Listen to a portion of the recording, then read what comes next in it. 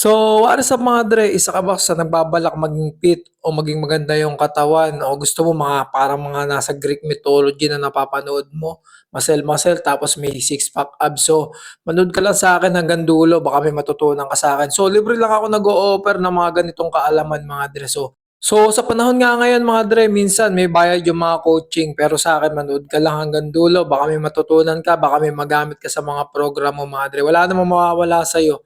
So, nakita nyo mga dre, currently 75 kilo ko. Pero nabubuhat ko na yung sarili ko. So, basically, shoulder yung workout natin ngayon. So, welcome nga sa day 30 ng aking fitness journey in 100 days. So, medyo malayo-layo na nga rin narating ko mga dre. Pero bago ang lahat, i-flex ko muna tong aking earbuds. So, sa dami-dami nung nagamit kong earbuds mga dre, dito talaga ako na quality yan. So, gumamit din ako ng mga Apple earbuds. Dito mga dre, kahit mura lang siya. Medyo budget meal lang siya mga dre, almost 1,000 lang siya pero quality quality talaga yung tunog. So kung medyo mahilig kayo sa mga earbuds habang nag-workout o habang nagja-jogging mga dre, lalagay ko diyan sa link section yung comment. Pwedeng-pwede kayong bumili sa link ko mga dre. So tulong na lang din sa akin yun mga dre. So salamat sa mga advance sa bibili. So sinimulan nga natin yung workout na to sa pag-stretching. So napakahalaga talaga na nag-stretching ka bago mag-workout. Pag hindi ka mahilig mag-stretching, prone ka na ma-injury. So pagka na-injury ka, nagbayad ka na nga sa gym, na-injury ka pa, so wala kang kinahinatnan. Dumako na nga tayo mga dre dito sa ating unang workout. Dito ang tinatawag na to ay military press mga dre. So bench yan mga dre, nakita nyo, tapos kuha kayo ng barbell, ilalagay nyo dyan kung meron kayong roll cage sa gym nyo.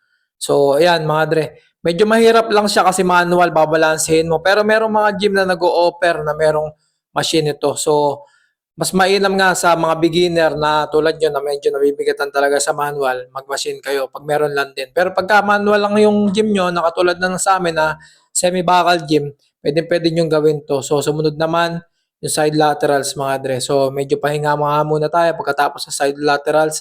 So paupo naman. So ulit-ulit ko sinasabi mga dre, yung workout ko 12 by 4. Pero nagbawas na ako ngayong week mga dre. So 12 by 3 na lang yung workout ko. So, nasa sa inyo naman kung paano sumasakit yung katawan nyo. So, yun nga mga dre, isang keyword nga sa pag-workout mga dre, pagka sumasakit yan, alam mo talaga na effective, tumatama talaga dun sa muscle mo. Kung ano man yung workout mo, dapat yun yung sumasakit ha, dapat hindi.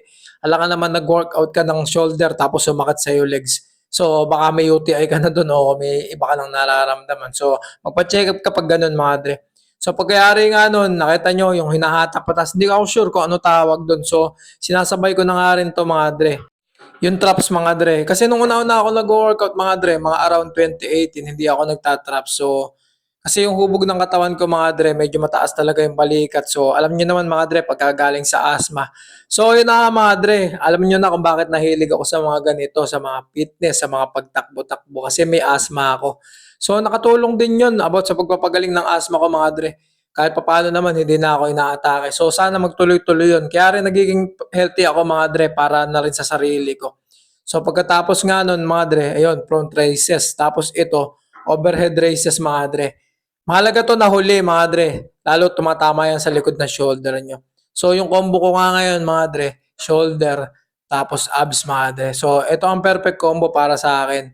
Yung workout ko na abs mga dre, pwede nyo sundan. Pag rin yung mag-decline sit-up, banat naman kayo dito. So kung medyo nahihirapan kayo sa ganyan, sa inaangat yung paa, so pwede na yung itaas nyo lang hanggang dibdib. So eto rin, medyo mahirap din yung workout na to. Yung dito naman mga dre, kung nahihirapan kayo sa workout na to, pwede naman sumandal kayo dyan. Ayan, kung meron kayong ganyan sa gym, tapos iangat nyo lang yung paa nyo. So artificial lang yun habang hindi mo pa kaya. So makakaya mo din to, katagalan mo sa gym, magagamay mo na din kung paano. So medyo masakit talaga to mga dre, lalo sa core.